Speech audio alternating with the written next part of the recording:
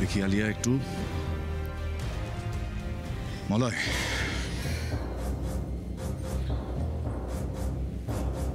খুশি তো? খুশি মানে এখন তো আমরা কুটুম। আয় আয় গলায় আয় ভাই, গলায় আয়, গলায় আয়।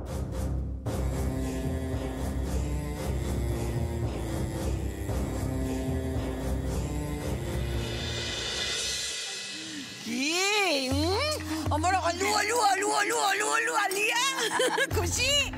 আমি সেই কবে থেকে বলে রেখেছিলাম, সেই ছোট্টবেলা থেকে, যে আমার আলিয়া হবে এবারের বউ। হ্যাঁ ঠাম্মি, আমি খুব খুশি। আচ্ছা, হাতে তো মাত্র কয়েকটা দিন আর বাকি, অনেক শপিং করতে হবে তো। কংগ্রাচুলেশনস মলয়দা। Thank you, thank you. আর তোমাদের দুজনকেও, নীলাদ্রি, আলিয়া, কংগ্রাচুলেশনস। তবে খালি মুখে শুধু এরকম কংগ্রাচুলেট করা যায় না, মিষ্টির ব্যবস্থা করতে হবে ভাস্করদা। আরে বাবা, এটা আবার বলার মতো কথা নাকি? আমি ব্যবস্থা করছি, আমি ব্যবস্থা করছি। আমার দাদু ভাই আর আলিয়ার বিয়ে আমি বাড়িতে ভিএন বসিয়ে দেবো। আমি দেখবো কে কত মিষ্টি খেতে পারে।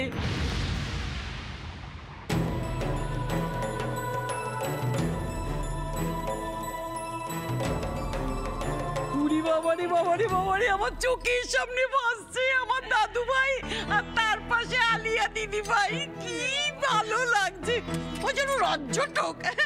যে দেখবে তার একবারে তাক লেগে যাবে। তাক তো লাগতেই হবে মা। কার ছেলের বিয়ে বলো? ভাস্কর সিনহা রায়ের ছেলের বিয়ে বলে কথা। এমন ধুমধাম করবো না শহরে যে সবাই বলবে ছেলের বিয়ে দিল বটে।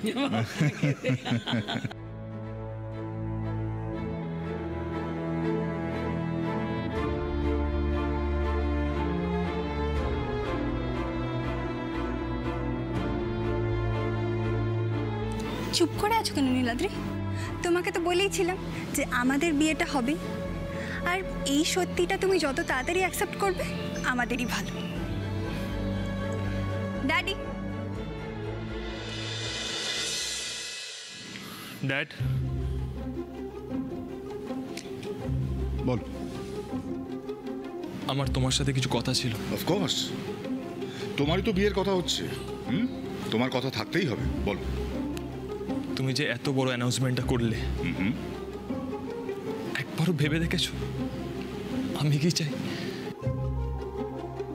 ড্যাড, আমি জানতে চাই না তুমি কি চাও। আমি আমার ডিসিশন জানিয়েছি। I gave an order, request করিনি নীলাদ্রি। আর আমি চাই না এ বিষয়ে তুমি কোনো রকম মন্তব্য, কোনো রকম মতামত প্রকাশ করো। আমার কোনো আগ্রহ নেই তাতে। অন্য কিছু বলার থাকলে বলতে পারো। ড্যাড,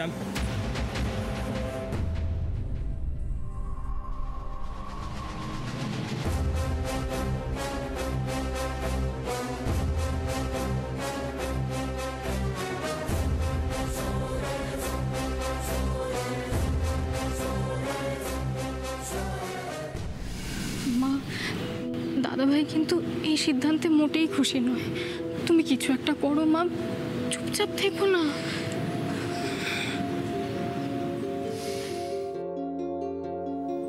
ভাস্কর, আমার একটা কথা বলার আছে। তোমারও বলো, শুন। আমারও। আমি জানি যে তুমি যা যা করছো তোমার ছেলের ভালোর কথা ভেবেই করছো। সন্দেহ আছে কোনো? না, নেই, সে বিষয়ে সন্দেহ নেই। সন্দেহ আছে এইটা, ভালোটা জানো তুমি? হঠাৎ করে এরকম একটা। হঠাৎ? হঠাৎ বলেই তোমার মনে হচ্ছে? সেরকমই মনে হচ্ছে তো।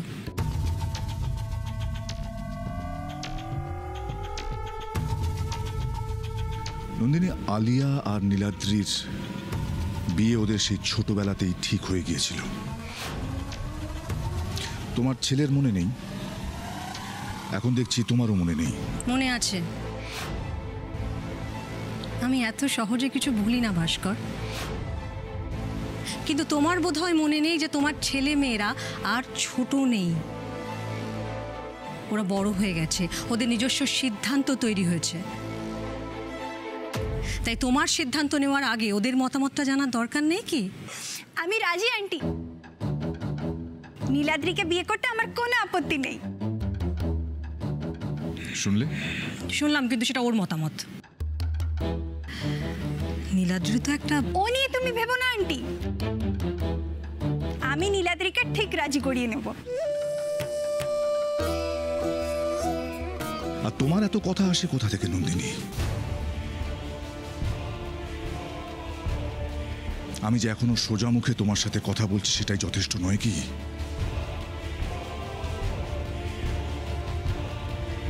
নীলাদ্রি যে অপরাধ করেছে আর তাকে আড়াল করতে গিয়ে তুমি যে অন্যায়টা করেছো, তারপরে তোমাদের কোনো অধিকার নেই কোনো কথা বলার।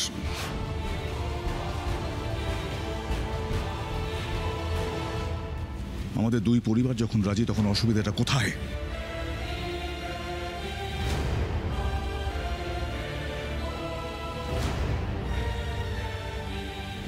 একটা কথা স্পষ্ট শুনে রাখো নন্দিনী, মলয়কে আমি না বলতে পারবো না, আর নীলাদ্রির মুখ থেকে আমি না শুনতে পারবো না। ওকে খেপিয়ে তুলেছ যেমন তুমি, শান্ত করে বোঝানোর দায়িত্বটাও তোমাকেই নিতে হবে। Am I clear?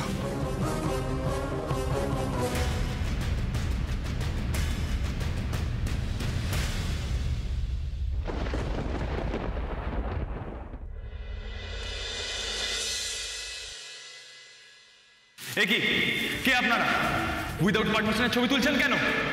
এত রাতে নির্জন জায়গায় আপনারা কি করছেন নীলাদ্রি সিনহা রায়? এই ফিরকির সাথে আপনার সম্পর্কটা কি শুধু বন্ধুতে নাকি আরো বেশি কিছু? Yes sir, we want to know. আপনাদের এই সম্পর্কের ব্যাপারে সকলেই জানতে চান। Sir sir sir sir sir sir Firki কে হয় আপনার? স্যার বলুন স্যার। স্যার স্যার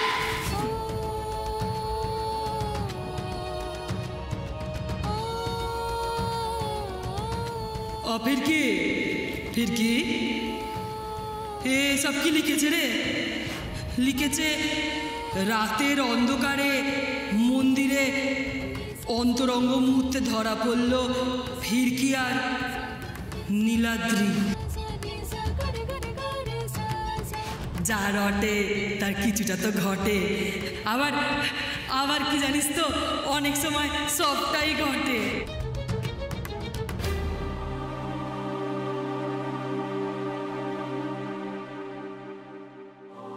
ফিরকি ম্যাম,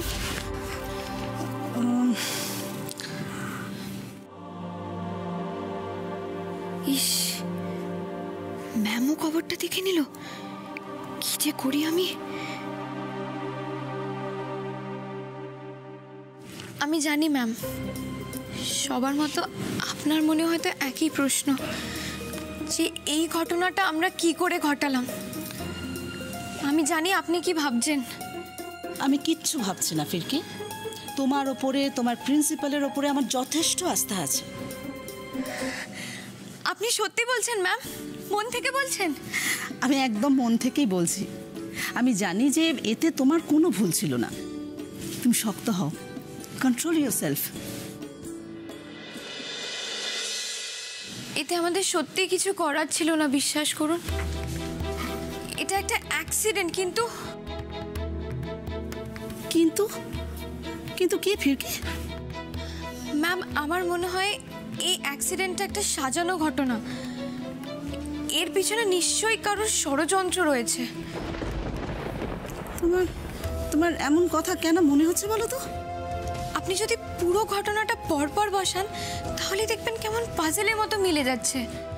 এই যেমন ধরুন, শুরুতেই মেন রোডটা বন্ধ করে দিয়ে নীলাদ্রিকে বাধ্য করা হয় যাতে ও সার্ভিস রোডটা নেয়।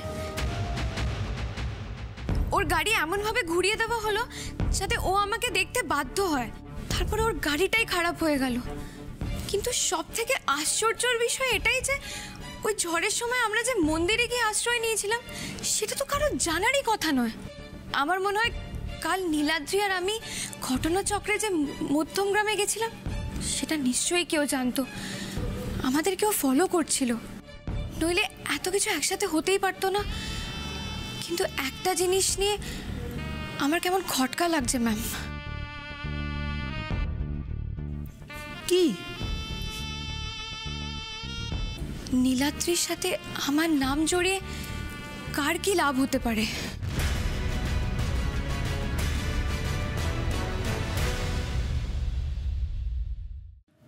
এর পেছনে কার কি লাভ থাকতে পারে আপনারাই বলুন না। শুনুন, মিডিয়ার কাজ হলো সত্যি ঘটনা সাধারণ মানুষের কাছে তুলে ধরা, আর আপনারা সেটাই করেছেন। আর এটাকে যদি কেউ ইয়োলো জার্নালিজম বলে তাতে ধর আপনাদের কিছু যায় আসে না। আমি বিশ্বাস করি মিডিয়া হলো গণতন্ত্রের চতুর্থ স্তম্ভ। তার গায়ে যতই কালি লাগানোর চেষ্টা করা হোক, সে কিন্তু তার নিজের কাজ করে যাবেই। কাল রাতের ঘটনা নিয়ে আপনার কি মতামত স্যার? দেখুন, এক কথায় বলতে গেলে আমার ছেলে নীলাদ্রি নোংরা রাজনীতির শিকার। এতগুলো বছর ধরে সাধারণ মানুষ একভাবে আমাকে মানে ভাস্কর সিনহা রয়কে সমর্থন করে এসেছেন। আর এখন আমার ছেলে নীলাদ্রি আমাদের বঙ্গ সেবা পার্টির যুব নেতা, আমাদের পার্টির ফেস হয়ে উঠেছেন। কাজেই অনেকেরই গাত্রদাহ হয়েছে, তাই এই চিপ পলিটিক্স। না, আসলে সাধারণ মানুষেরও তো জানা উচিত তারা জনপ্রতিনিধি হিসেবে যাদেরকে সমর্থন করেছেন তারা আদৌ জনসমর্থন পাওয়ার যোগ্য কিনা। দেখুন, যে যাই বলুক বা যে যাই করুক, এইভাবে নোংরা রাজনীতি করে সাধারণ মানুষকে বিভ্রান্ত করা সম্ভব নয়। সাধারণ মানুষ ঠিক ভুলের বিচার করতে পারেন এবং আমার দৃঢ় বিশ্বাস তারা আমাদেরই সমর্থন করবেন। নীলাদ্রি সিনহা রায়কে যুব সমাজের মুখ হিসেবে দাঁড় করাতে চাইছেন তার বাবা, ভালো সিদ্ধান্ত। কিন্তু নীলাদ্রি সিনহা রায়ের এই লাগামহীন জীবনযাপন থেকে আমাদের যুব সমাজ কি শিখবে? এটা কি একজন যুব নেতার আদর্শ পথপ্রদর্শন? আপনারাই বলুন। দেখুন, রাজনীতির খেলা এক এক সময় এতটাই নোংরা হয়ে যায় যে দলগত সমালোচনা বাদ দিয়ে সকলে ব্যক্তিগত পরিসরে ঢুকে পড়ে, আর এক্ষেত্রেও সেটাই হয়েছে। আর সেখানে যে আমার ছেলের পাশ্চাত্য শিক্ষার দিকে আঙুল উঠবে সেটা আমি খুব ভালো করেই জানি। তার মানে আপনি বলতে চান এর পেছনে ভাস্কর সিনহা রায়ের হাত রয়েছে? আমি বলিনি। দয়া করে নিজের কথা আমার মুখে বসাবেন না ভাই। আমি কখনো কারোর ব্যক্তিগত পরিসরে ঢুকতে চাই না। হ্যাঁ, তবে এটা ঠিক যে যেটা আমাদের সকলের সামনে এসেছে সেটা অত্যন্ত নিন্দনীয় একটা ঘটনা, সেটা আপনারাও নিজেরা বুঝতে পারছেন। আসলে কিছুই না, এগুলো সবই ওই পাশ্চাত্য শিক্ষার ফল। তবে এটাও ঠিক যে পাশ্চাত্য শিক্ষা ভারতীয় সংস্কৃতিকে কখনো কলঙ্কিত করতে পারেনি এবং ভবিষ্যতেও পারবে না। ভারতীয় সংস্কৃতি এইসব অপসংস্কৃতিকে জাস্ট ছুঁড়ে ফেলে দেবে। ধন্যবাদ। কিন্তু স্যার, ঘটনা তো মিথ্যে নয়। একজন হিজড়ের মেয়ের সঙ্গে যে আপনার ছেলের একটা সম্পর্ক আছে, এটা তো সত্যি ঘটনা। আপনারাও সত্যি পারেন।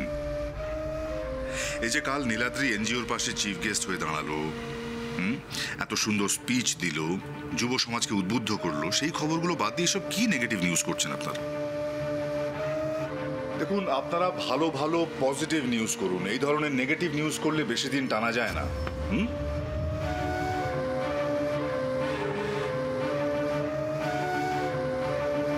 এই মুহূর্তে একটা দারুণ খবর দেওয়ার আছে আপনাদের। এবার একটু গুছিয়ে নিউজ করুন দেখি। কি খবর স্যার? আগামী 7 তারিখ আমার ছেলে নীলাদ্রির এনগেজমেন্ট। পাত্রী ইন্ডাস্ট্রিয়ালিস্ট মলয় সেনগুপ্তর একমাত্র কন্যা আলিয়া সেনগুপ্ত।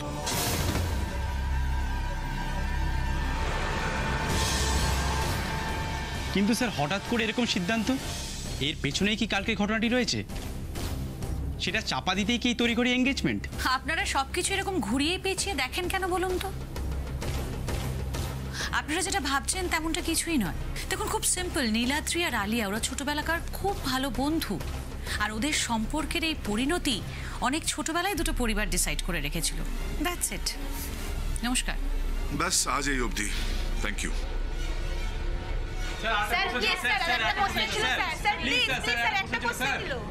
ফিরকি, তুমি এসব নিয়ে আর মাথা ঘামিও না, কেমন? দেখো, তুমি যে কাজ করতে নেমেছো সেখানে নানান কন্ট্রোভার্সি থাকতে পারে, দৈনন্দিন ব্যাপার। তুমি সব ভেবো না। আর একটা কথা শোনো, তোমার কাজটাই কিন্তু থেকে যাবে, আর কিচ্ছু থাকবে না ফিরকি। হ্যাঁ ম্যাম, আপনার সাথে কথা বলে মনে একটা আলাদাই জোর পেলাম। না হলে সকালে ওই খবরটা দেখার পর থেকে মনটা ভেঙে গেছিল। আমি জানি, সে তো তোমার মুখ দেখে আমি বুঝেছিলাম। অনেক কাজ কিন্তু পেন্ডিং পড়ে আছে ফিরকি, তাই না? হ্যাঁ ম্যাম, এক্ষুনি যাচ্ছি। আচ্ছা ফিরকি, ওই মধ্যমগ্রামের কেসটা কি হল বলো তো, ডিটেলসটা কি কি ইনফরমেশন তুমি জোগাড় করলে?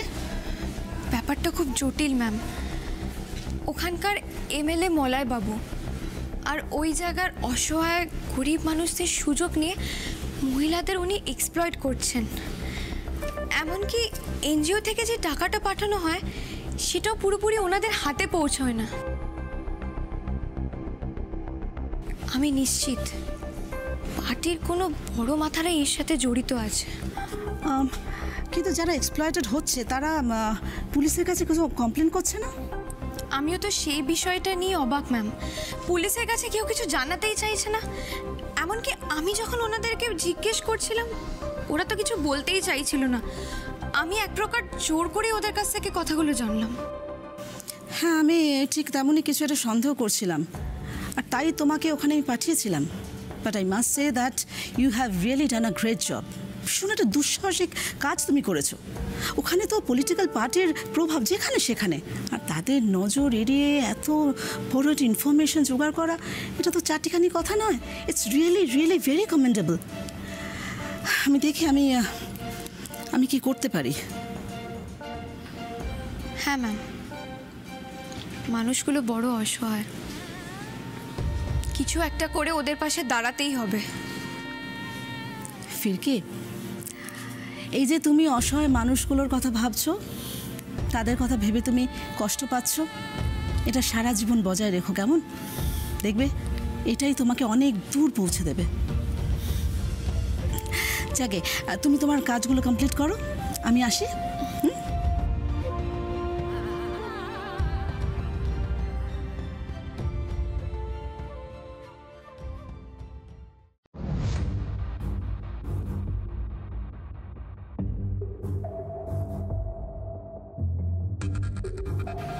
সাত তারিখ সোমবার সন্ধেবেলা নীলাদ্রির সাথে আলিয়ার এনগেজমেন্ট। আর আমার সিদ্ধান্তের কোনো নড়চড় হবে না। That is final.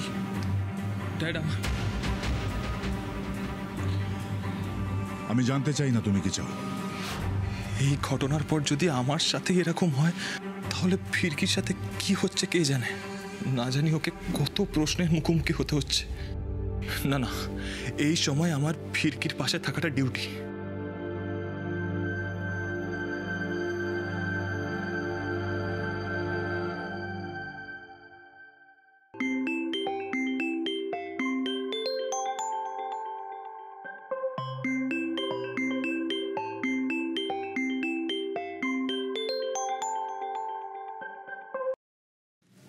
হ্যালো, হ্যাঁ বলুন।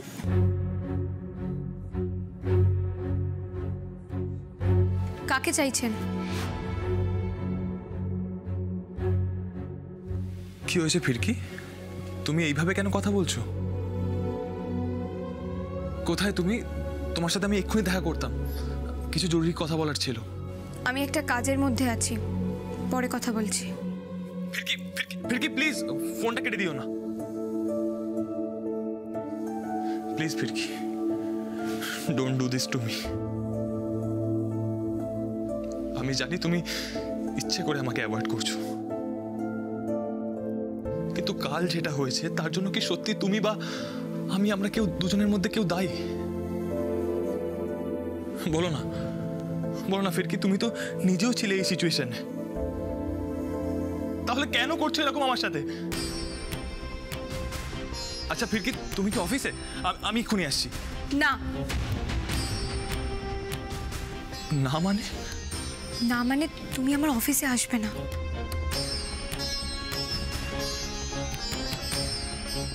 এইভাবে তুমি বলতে পারলে ফিরকি? দেখো, একটা জিনিস খুব ভালো করে বুঝে নাও নীলাদ্রি, আমাদের জীবনে কিছু জিনিস ডিসাইডেড। তোমার আমার চলার পথ আলাদা। আমরা চাইলেও কিছু জিনিস বদলাতে পারবো না।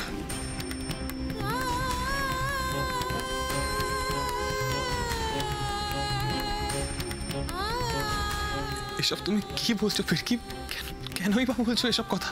বলছি কারণ আমরা যদি সত্যি একে অপরের বন্ধু হয়ে থাকি তাহলে আমরা কেউ কারোর পথে বাধা হয়ে দাঁড়াবো না, তাই না?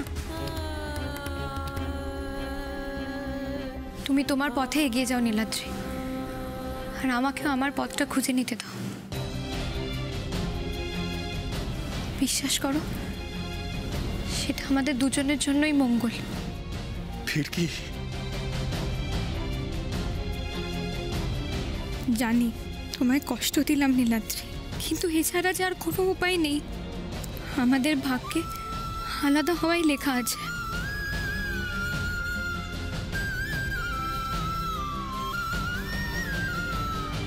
চাইলেও আমরা কাছে আসতে পারবো না, কেউ আমাদের আসতে দেবে না। তার চেয়ে এই ভালো